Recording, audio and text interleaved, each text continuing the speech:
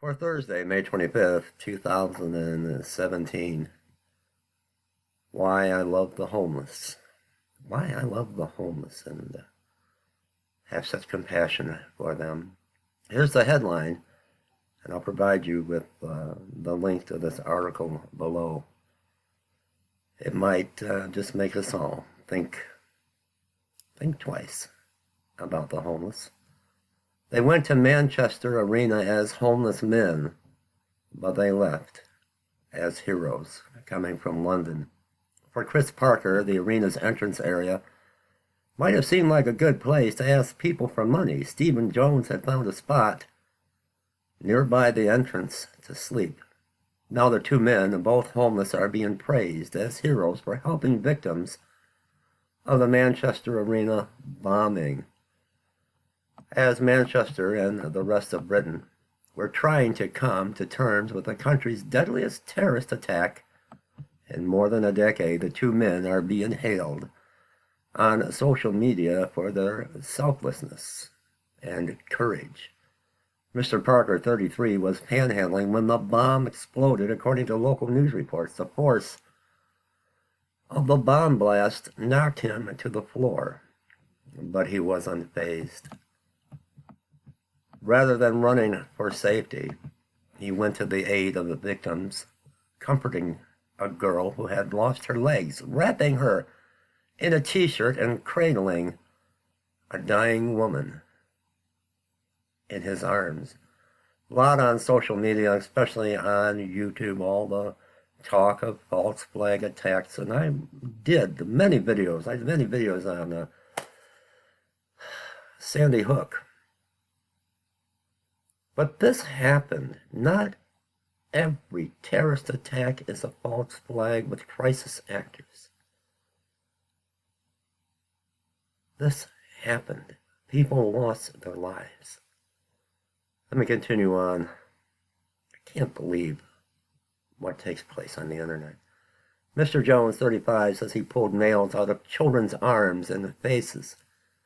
Just because I'm homeless doesn't mean I haven't got a heart, or I'm not human still, he told ITV News. I'd like to think someone would come and help me if I needed the help, he said, adding that he had been overcome by an instinct to pitch in. It was children, he continued. It was a lot of children with blood all over them and crying and screaming. Mr. Parker told the news agency Press Association that amid the smoke and the shrieks after the explosion, he saw a little girl. I wrapped her in one of the merchandise t-shirts and I said, "Where's your mom and daddy?" She said, "My dad is at work. My mom is up there." He was quoted as saying. He also said he had tried to help an older woman who had head and leg injuries, but that she died in his arms. She was in her 60s and she had been with her family. I haven't stopped crying, he told the Press Association. The most shocking part of it is that it was a kids' concert. After his actions became known, an online fundraising page was set up for Mr. Parker. By early afternoon on Wednesday, it had raised £30,000, or almost $40,000. Another fund for Mr. Jones was listed on the Just Giving site. The tragedy may have also helped to heal a family rift. After hearing about what Mr. Parker had done, Mr. Parker's mother reached out. "This is my son, and I am desperate to get in touch with him," she wrote on the fundraising page. "We have been estranged for a very long time, and I had no idea that he was homeless. I'm very proud of him, and I think he might need me right now."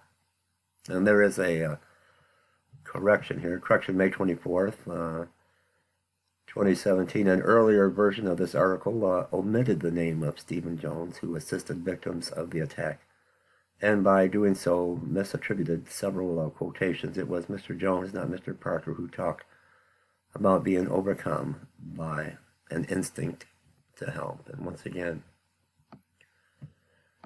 the invisible people the homeless. 2 homeless men weren't invisible the night of this terrorist attack in Manchester. They went to Manchester Arena as homeless men to panhandle and to sleep, but they left as heroes. Thanks for watching, and subscribe to my channel. Leave me your comments, everyone. God bless.